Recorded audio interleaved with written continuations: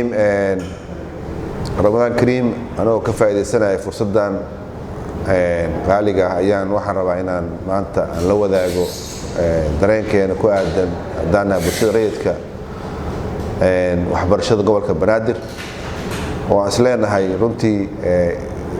ayadoo wax laga bartay sanadkii hore waxbarashada imtixaamaadkii dhibaatooyinkii laga maray iyo dadkii ardayda saameynta badan ku yeeshay in hadda xilligii imtixaamaadka ay soo dhawaadeen oo la rajeynayo imtixaamaadkii la qaado sidaas darteed waxaan rabnaa halkaan aan la wadaagno fariin ku aadan arrimahaas haddii ahayd waalidka haddii ahayd macallimiinta iyo dowladaha waxbarashada ama waxbarashada iyo agaasinka waxbarashada gobolka Banaadir waxaan ogsoonahay sidiisaba imtixaan marka laga hadlayo waxa waaye howl muddo la soo waday qiimeynteeda waaye culays kale maaha adduunka wax badan ayaa la isku dayay sidii imtixaan magac kale loogu heli lahaa maadaama uu cid walba ay u aragto kelmad magac laga naxayo laakiin sidiisaba imtixaan waa howl muddo soo socotay oo waxbarasho ardayda ay soo wadeen cabir lagu cabirayo wax ka weyn inta ma aha waxa ugu muhiimsan waxay tahay waxbarashada oo la xoojiyo ardaydu ay ku kalsoonaato wax ay barteen una bartaan waxbarashada inay iyaga anfacayso birito iyo inay fahmaan qiimaha waxbarashada ay leedahay ee wax u baran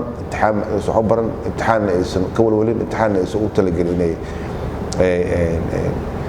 marka ku fikiraan absidiisa sidoo kale waxaan jeclaan lahaa waalidiinta inay gacan ku siiyaan ardadooda sidii halgankii ay u soo galeen intii wax baranayeen ay ugu gudbi lahaayeen si farxad leh oo iyagii ay niyadoodana sii dhisto siina dhiirigeliso maxaa yeelay ardayga intaas bilood wax soo baranayay wuxuu jecel yahay inuu helo natiijadeeda waxbarashadu soo sameeyay taa marka muhiimadeedu waxay tahay in lagu dhiirigeliyo ardayga garabna lagu istaago waalidkana ay waajib ka saaran tahay inuu xaqiijiyo ardayga wixii oo baranayay inuu sidii loogu talagalay ama loo baray oo u bartay ama u fahmay haddii uu fahmayna uu gacan ka siiyo sidii uu arrintaa u fahmi lahaa waxaan kaloo rabaa inaan la wadaago dowladda waxbarashada iyo macallimiintaba oo waajib ka saaran yahay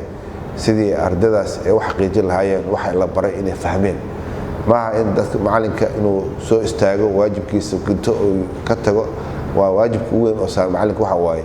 waxa uu gudbiyey in ardayga uu qaatay in kale inuu xaqiijiyo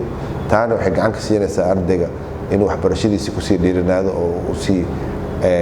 hore u sii wado ugu dambeyn waxaan jeclahay agaasinka gobolka Banaadir oo isleeyahay waxay mas'uul ka yihiin imtixaamaadka inay ku dadaalaan imtixaamaad tayo leh oo daacadnimo ah runtiina waa qalbiga dadka bini'aadamka waa muraayad ama waxa la yiraahdo waa xuubka caarada mar hadduu go'o lama kabi karo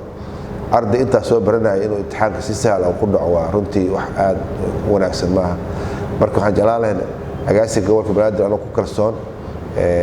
inay imtixaamaadkan ay ku dadaalaan sidii u ahaan lahayn imtixaamaad runtii tayo leh qiimeyn fiican ku sameyn karo ardayga wax bartay isla markaana dhiirigeli karo inuu ardayda ay hore u sii socdaan si daacad ahna imtixaanka loo qaado loona gudbiyo natiijadiisa aad u mahadsantiin. Wassalaamu calaykum waraxmatullaahi wabarakaatuh.